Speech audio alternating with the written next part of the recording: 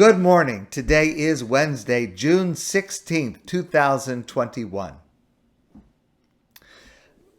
I have a feeling, maybe I'm wrong, but I have a feeling that many people evaluate Torah or connect to Torah based on the extent to which it is relevant to them. So, ve'ahavta l'reacha kamocha, love your fellow as yourself, absolutely. I think a great proportion of Jews and non-Jews connect to that as an essential part of the Torah, and it's legitimate. It should be. Klal Gadol, that's a major fundamental principle. The karbanos, the sacrifices, I think it's harder for people to connect, to feel a connection to that. And para aduma, in our parsha, the ritual of the red heifer, forget it.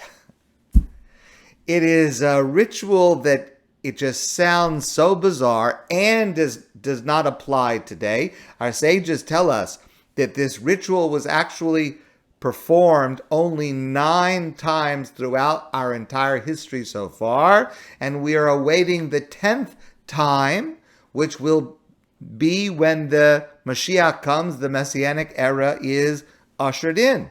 But it is a ceremony where a calf with all red skin, no hairs of any other color, is offered, and then the ashes are mixed with water, and it is used in the purification of a person who had come into contact with a dead body. It just sounds, it's bizarre. We don't understand it. It's not practically applicable to us because our understanding is that in the absence of this ceremony, all of us are in the category of tameh, ritually impure, which, we seem to be doing okay, basically, as far as we know. Nothing is visible. We're certainly clean in a hygienic sense. One thing about this year, all of us are probably cleaner over the last year and a half than we've been in our whole lives. So it's hard to connect to it. It's hard to connect to it. And that's a shame. It's a shame because, first of all, every word of the Torah expresses something unique about God, and we know God through studying the Torah. And that applies to the parts that are not practically applicable to us, just as much as to the parts that are practically applicable to us. So in the sense of being connected to God and knowing God, we need to be able to appreciate this parsha just like every other passage, just like Ve'ahavta. And more concretely, every subject of Torah is interrelated and integrated. And that means that the most arcane mitzvah, perhaps something that is never going to be practically applicable to us, perhaps does not exist in this time as a practical obligation, still there are concepts and values and lessons that come from it that are extremely practically applicable and relevant to every one of us, even if the formal mitzvah is not now applicable. Parah Adumah, the beginning of our parsha, this ritual of the red heifer, the red calf, is a mitzvah to respond to the experience of being close to someone who has passed away, to being close to death. Death is a physical phenomenon, obviously, but for all of us, around and connected to death in any form, it is also an emotional issue. and a spiritual issue. So the question is, how does God want us to navigate that? And this is obviously so important because every single one of us will encounter it to a more or less level. How does the Torah teach us to navigate that experience? So this mitzvah in our parsha, Parah Adumah, is one of several different mitzvos, several different components that help us through this experience. It helps us through the experience of, God forbid, death and loss and grief. And by extension, all of these lessons will also help us. They are designed to help us through other difficulties and other challenges we all face through life. Okay, so let's go back to this process, this ceremony, as bizarre and surreal as it is. It goes like this. A person who has become tameh, come into immediate contact with a dead body, ritually impure. That's a status that is spiritual. It's not something that's physical. It's invisible. You don't feel it. But it is a status that, for example, a person during the time when the Beit HaMikdash was standing would not be able to enter the grounds of the Beit HaMikdash, the Holy Temple in Jerusalem. Even today, by the way, you may know this is a very controversial subject of whether Jews are allowed to ascend to the area that we call the Holy Mount, the area which is now, today in Jerusalem, a mosque. So you may know there's a lot of political controversy over Jews going to that area, meaning not the Kotel. The Kotel area is where we go, but to the other side on top where the mosque is. So it's a very controversial political subject, which I don't want to discuss today. It's also a very controversial halakhic subject. Is it permitted according to Jewish law to enter that area? And if it is, what steps must a person take to purify themselves spiritually before doing so? Or alternatively, are there only certain areas in that compound that a Jew is allowed to enter? Okay, that's also a complicated subject in Jewish law. I want to leave that to the side for now. That's not our subject for today. But basically, what would happen is as follows. A person who would come into contact with a dead body, attending a funeral, being in the room when someone, God forbid, passes away, would have to undergo a 7-day procedure. And the 7-day procedure starts with this. First, there is the preparation of Parah Adumah. So, as I mentioned, there's a calf. It has to have all red hair, no other colors. The calf is offered as an offering in very unique manners. And the ashes are then mixed with water, a lot of details about the water and how it's drawn. And then from this water, the person who is tameh, ritually impure, must appear before a kohen. And the kohen will do a ceremony, I'll describe in a moment, for this person. And after a 7-day procedure, the person is tahar, ritually pure, back to pure, spiritually pure status. They can offer sacrifices. They can come into the Beit HaMikdash. They can do everything. The 7-day ceremony for the person who is impure consists of the following. There is a procedure called haza'ah. Haza'ah means sprinkling. And that means a person appears before the Kohen. the Kohen will dip his fingers into this water that had the ashes of the paraduma added to it, and will sprinkle water, a little sprinkle. It's not a shower. You don't get your clothes wet. A little sprinkle on this person, and the person has to appear before the Kohen on the 3rd of 7 days, and again on the 7th of 7 days. Then, at the end of the 7-day period, the person has to immerse in a mikveh. Also water, but that's not with any ashes added to it. That's just a mikveh, a body of water.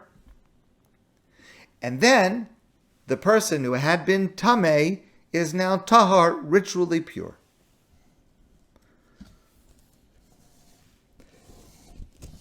Rabbi Yosef Soloveitchik, the Rav of blessed memory, points out an incredible insight.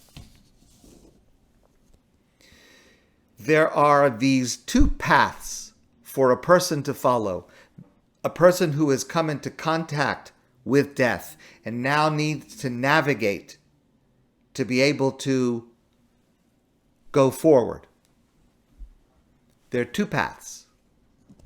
Both of the paths involve the person coming into contact with water. Water is a symbol of life. It's a symbol of rebirth. A person has come into contact with death. This is basically a ceremony where they are reborn, where they come back to life through water, the life-giving force. But the two paths that the person has to take throughout this 7-day period of purification are quite different from each other. And they provide a very important lesson for every single one of us, not only dealing with, God forbid, death, but again, any situation that we face in life. A person has to go through haza'ah, being sprinkled with water by the Kohen, and tevilah, immersing in a mikveh. The Torah says in our parsha as follows: V'hiza hatahar al hatameh, the Kohen, who is tahar, who is pure, ritually pure, sprinkles this water mixed with the ashes of the Kohen Gadol, with the ashes, God forbid, with the ashes of the paraduma, sprinkles this water on the person who has come before him, who is tameh, bayom hashlishi or bayom hashvi, on the 3rd day of a 7-day cycle, and on the 7th day of a 7-day cycle, and then v'rachatz b'mayim v'toher ba'erev, on the 7th day, the person immerses in a mikvah, and that evening, at the end of 7 days, the person is tahar, ritually pure. Listen to the insight of the Rav. The two cleansing acts, haza'ah, sprinkling, and tevilah, immersing, are strikingly dissimilar. Tevilah, immersing, requires that the person who is going through this situation, the person who right now is tameh, has to enter the water purely of his or her own initiative. It is an act, a ritual, that they themselves do, themselves, by themselves, to themselves. Nobody can do it for you. You've got to go into the water yourself. Tevilah, immersion in a mikvah, therefore implies a capacity for one to change one's condition. And it reflects human initiative, creativity, and freedom, the ability of man to transform his life. I can transform my life. I can go into the mikvah and I can emerge a different person. Haza'ah, the sprinkling, also involves water, explains the Rav, but the situation is very different. The person who is undergoing this cannot sprinkle it on himself. By the way, even if the person who is tameh would happen to be a Kohen, he is not able to do it himself. It must always be, in the words of the Torah, v'hiza hatahar al hatameh. Another person has got to sprinkle the water onto me. I cannot liberate myself. I am dependent on others. My own initiative is not enough.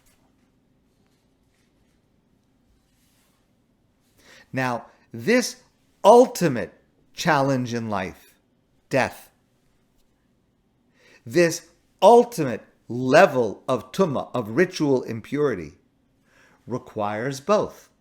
It requires the assistance of someone else who will help me, and it will also require my own initiative. That's why there are two different paths, two different processes, two different ceremonies combined into one system. In other, less serious situations, one or the other might suffice. But here's the truth, and it applies in every area of life. There are two paths to helping yourself out of a dark place. Any dark place. Your own initiative and the help of another.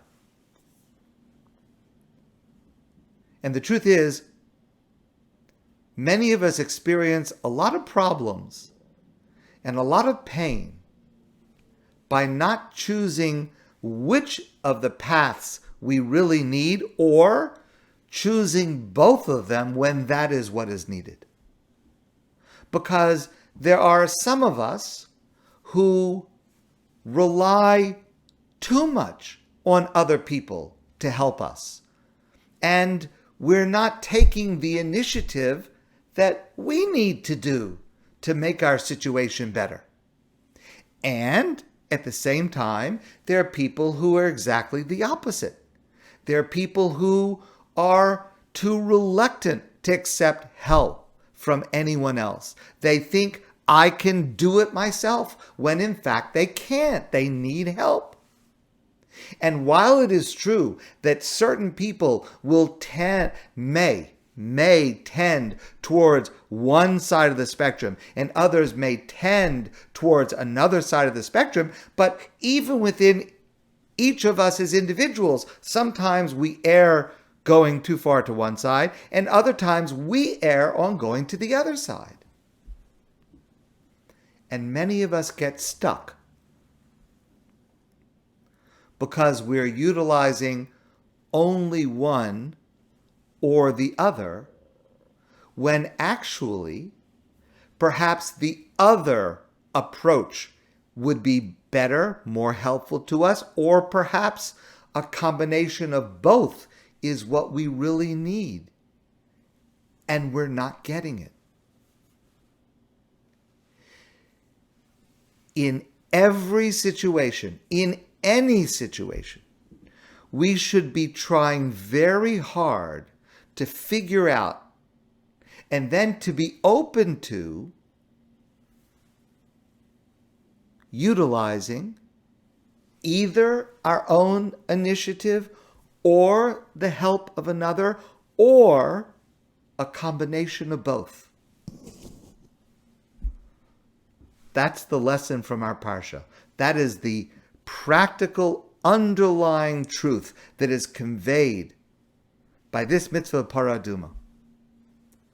And I think it's ironic that such a practical lesson that applies to every single one of us, that we need to learn, and without learning we suffer so much. And this lesson, if we take it to heart, can be so helpful in transforming our lives. I think it's ironic that such a practical lesson derives from such an esoteric source. but it's true. We need to make sure that we recognize in every situation that there may be two paths, and we need to follow either of them or both of them. And we need to be able to consciously choose correctly in order to confront and overcome even the greatest tragedies in life. My friends, I want to wish you a wonderful day, and I look forward to seeing all of you soon in person. And I just want to say this to you. Last night, I had the opportunity to see in person someone to whom I've been addressing these exact words for almost a year and a half now. And he said to me, you know, for a year and a half, I've heard you say almost every day that you look forward to seeing in person, and today we're able to do it. So with God's help, we're on the right path, and hopefully we will all start to be able to see each other in person soon. Have a wonderful day.